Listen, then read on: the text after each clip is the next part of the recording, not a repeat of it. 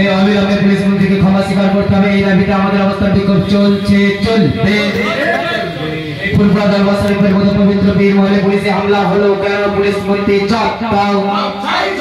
এই ফুলপুরা দরবার শরীফে বয়োজ্যেষ্ঠ বিশ্বাস এবং বেটাদের উপর আক্রমণ করা হলো কেন? পুলিশ মন্ত্রী চাপ দাও।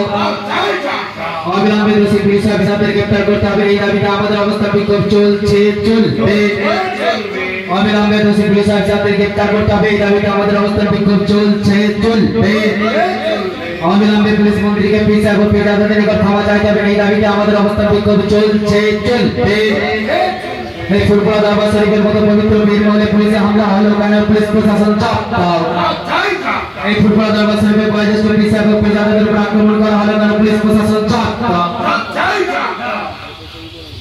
আজকের মতো আমাদের এই অবস্থান বিক্ষোভ, সেই বিক্ষোভ বা অবস্থানে কর্মসূচি স্থগিত রাখা হলো। আগামীকাল